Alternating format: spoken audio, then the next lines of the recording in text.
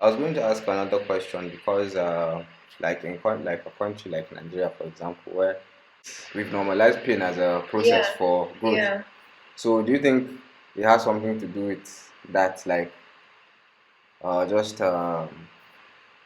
constantly being traumatized has made us normalize uh, wahala as a way of life? Yeah, absolutely. And, I would happily blame colonialism for that because, um, you had, we had a system of breaking people down, Mm. you know. We had a system that benefited off people being lesser than a big group of people being lesser than 0.5% or even 1% or what else, something like that of the population. Mm. And, so if you think about during colonialism, there's lots of books about it. We've learned about it, how, you know, in Arewa, for example, we had our systems, we had our language, the Hausa language, we had the scripts we were writing in Arabic, we had the government, the businesses, and everything. You had a And the structure. colonialists knew that the best way to really infiltrate these people, the best way to really make money was to either pitch people against each other or just break, completely scatter Mm. the system. And this is what we're still trying to get over up till now. I know some people may roll their eyes, but if we can just sit down, take a moment to think about this, it became a case of the survival of the fittest, Mm. right? It became, everything is fair in war kind of situation. And this has now become intergenerational trauma in the sense that our great grandparents have handed that over to our great grandparents, handed to our parents, and now comes down to us.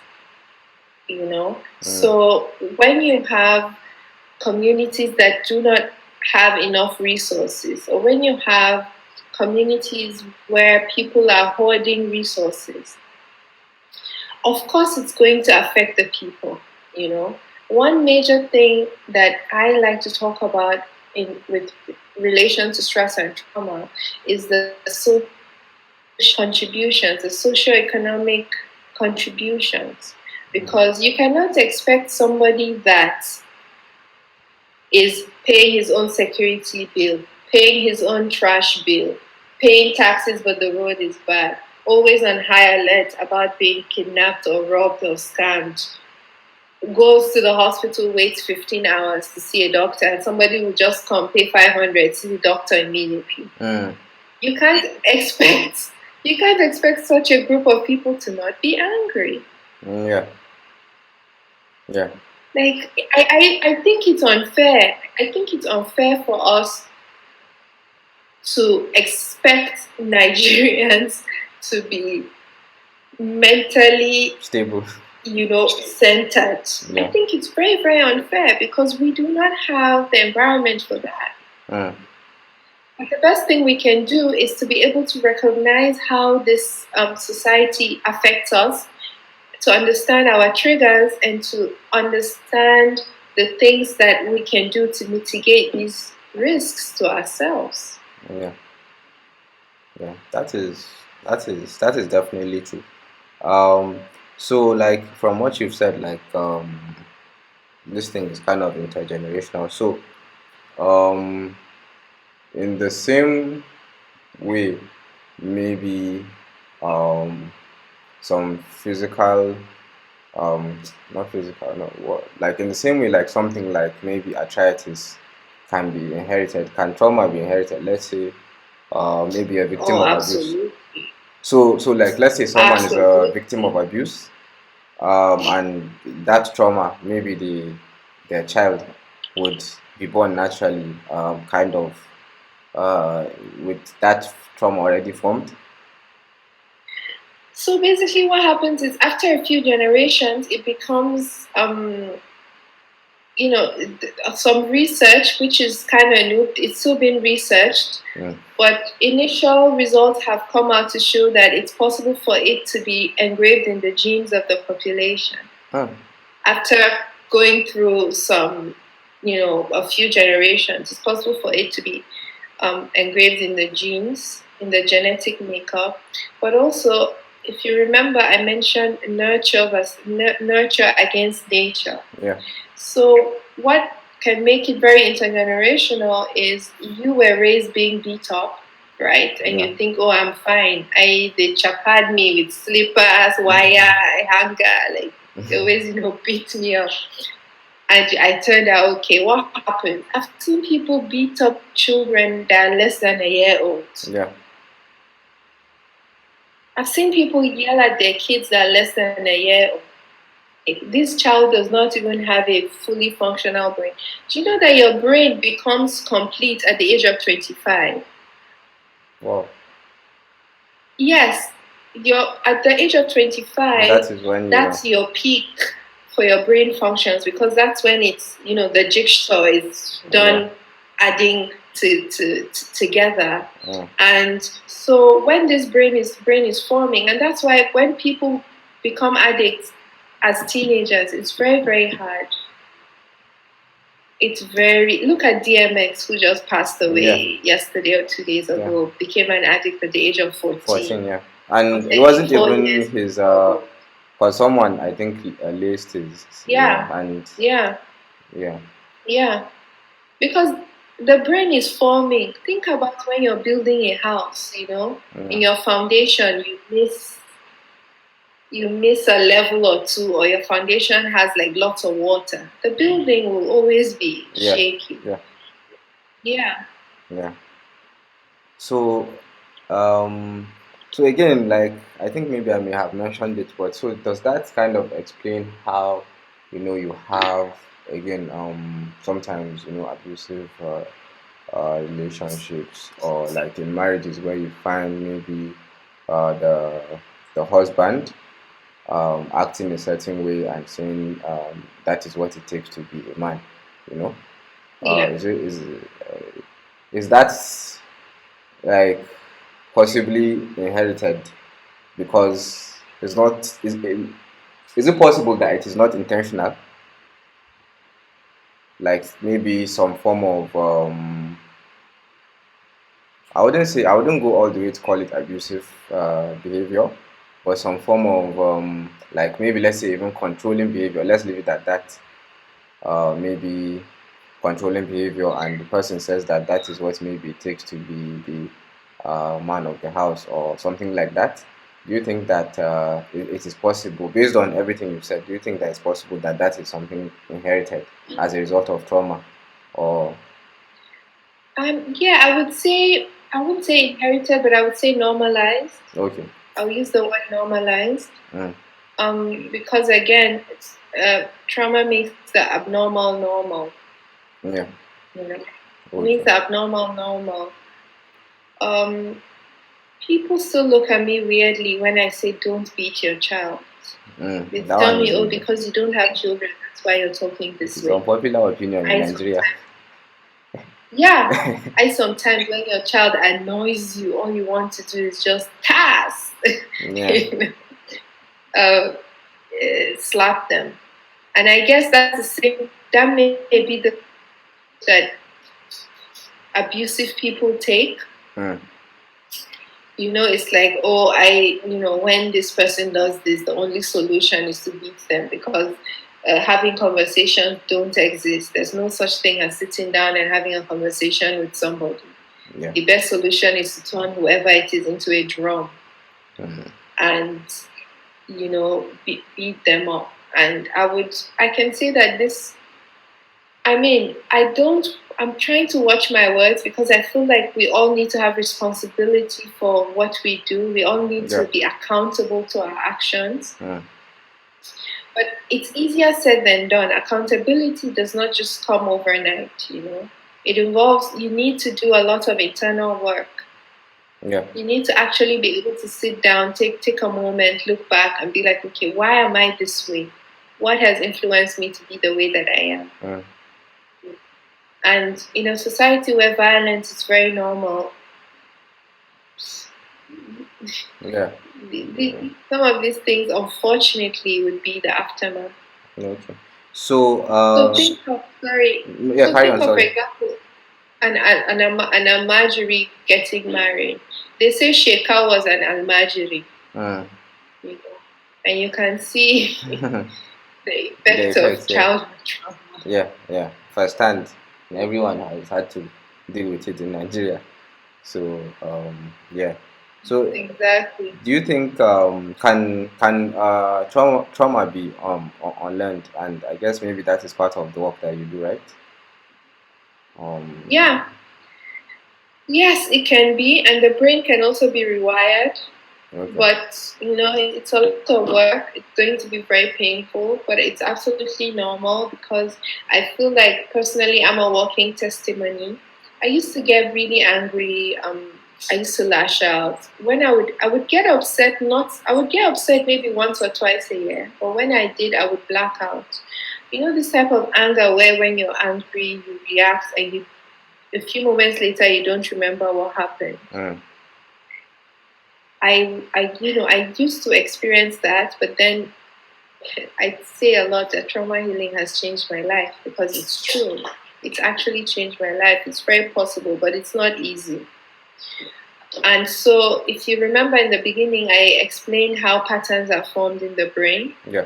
So you can, for every time you want to do something that you're used to doing and you don't do it, and you do something else that may be positive, then that pattern is being formed. The positive pattern is being formed, and the negative one becomes weak. Mm. So think about yourself, for example. What is it that you've been doing recently that is making something else weak, and this thing you've been doing stronger? Yeah. Should I It answer may or even be should your. I thought I was supposed to answer. Sorry. No, I thought I was supposed to answer. I thought it was a question. Yeah. You were actually sorry. I got Okay. taken away. Maybe let's say um my sleeping pattern. I don't know if that is if there's a right or wrong answer, but like my sleeping pattern, I don't sleep early. Like I said earlier, because of work, a lot of times. Yeah. So sometimes, most times, to be honest, I wake up stressed, and I feel like I know I'm somewhat less productive, even though I still do the work. But I always feel most times like I don't have enough rest. Um, And so basically, the more you sleep late, the stronger that becomes. mm, Have you noticed that? yeah, You yeah. know, yeah. So it's very simple. It's as simple as that. And I can tell you that the solution is to sleep early, but how easy is it for you to sleep early? Yeah, I always say I'm going to sleep You know early, what I and mean? and I end up sleeping late. Uh, so yeah, I understand. Yeah. Yeah, it's easier said than done, but it's very possible. Mm. And what I like to tell people is when you want to change a habit, doing for years, right? You've been doing something for the past 30 years, or let's say maybe you've not been sleeping early for the past 2 or 3 years. Do you think you're going to change in one day? Mm. Absolutely not. And do you think you go from sleeping at 3 a.m. or sleeping after Fajr to sleeping at 10 p.m.? Mm. Absolutely not. But what you can do is if you sleep at 1 a.m., you can be like, okay, today I'm going to bed, I'm going to sleep at 12:30. The following day you say, okay, I'm going to sleep at 12:20. Mm. The following day, like just take off 10, 15, 30 minutes, depending on you. Yeah. And you'll be shocked that in 2 months you'll be sleeping at 9 p.m. and be wondering if what's going on with you. I can't wait for that day. But it's little steps, and so it's going to take a lot of work from you because you have to work at building that connection in your brain. Yeah. It makes sense. So we're going to segue a bit into your work. We've already talked about what you do. Um, through different questions and all of that. So, what is what does Sembe stand for? Is it like from your language? How did you find the word? Yeah, so I'm Fulani, and Sembe means strength. Okay. Um, and I chose that word because I believe that we all have this strength within us to live better lives, Yeah. to heal, and to improve our well-being. So it's simple. Okay. And so, when did you start your? Because you have experience working in this field of work. But what in what year did you was Sembe formed, like as it is now? Okay, so the idea came to me in 2014, but I did not act on it until 2018, and then I formed it in 2019, but I started my master's a few months later. So I put it in the back burner, and I just resumed now in 2021. I just resumed in, I think, January or February. So it's still a baby. Okay. So like I've seen the Sembé Circle. So what is that exactly? How does it work? So the Sembé Circle is a community that's supported by its members. It is a space where people can come and learn about trauma, learn about chronic stress, its effects on their body, and also holistic ways to improve their well-being. That's basically Sembé Circle. Right now, the Sembé Circle has started, but just through newsletters, and we have an Instagram page.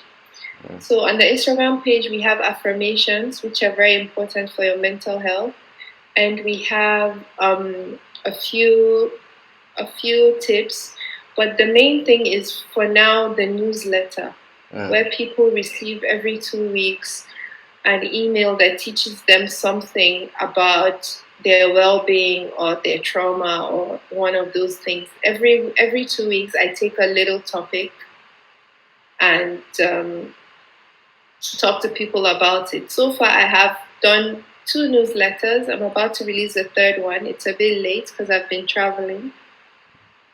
And yeah, so that's basically Sembé Circle. But in the coming months, inshallah, probably June, July, we will have our first workshop, which will just have 6 people, and it will be experiential learning.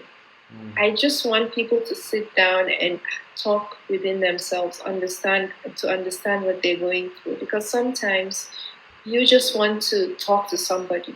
Think of at the airport when you have a discussion with a stranger and you leave feeling good. Yeah. Yeah, that's basically what I'm trying to achieve. Okay, so is it going to be physical or?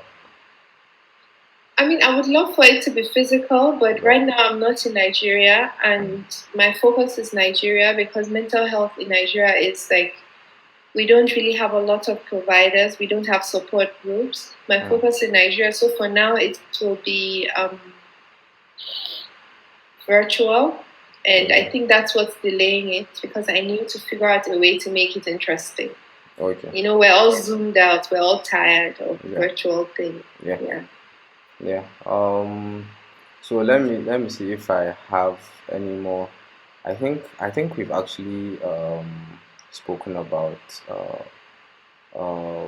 like most of the things that we do, the work that we do same day. So I don't think I have any more questions. But like if maybe there are some misconceptions that maybe people have, or maybe there's some a piece of information that you feel like is important that people need to know about that they don't, that you might want to tell us, like maybe a piece of advice or some misconceptions that you want to kind of iron out.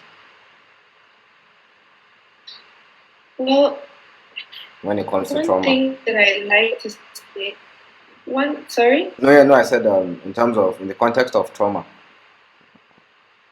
Yeah, so this is trauma and generally mental health. I would love to tell people that they should think about mental health as the way they think about physical health. Mm. If you have a headache, you will take Panadol. If your leg is broken, you will go to the hospital. So why is it that when you're struggling with your emotions, you feel like it's something you have to keep hidden or, not share with people? Mm. And even for the people who feel like it's cute or good for them to always insult people by saying your head is not okay or you're mentally unstable or you need a therapist. Do you insult people that, oh, you need to see a doctor? It's not an insult, Mm. So why do we make why do we connect mental health issues to insults? Okay. Which I think we just need to drop the stigma, basically. Okay. I think you've answered all of the questions that I have Right. for now.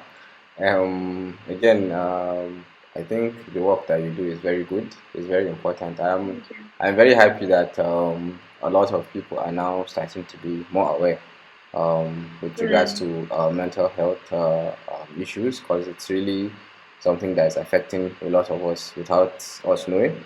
So it's really good to have people in this field of work that are willing to share the knowledge that they have and also help people to cope and to get better eventually. So thank you very much once again for your time, and good luck with everything.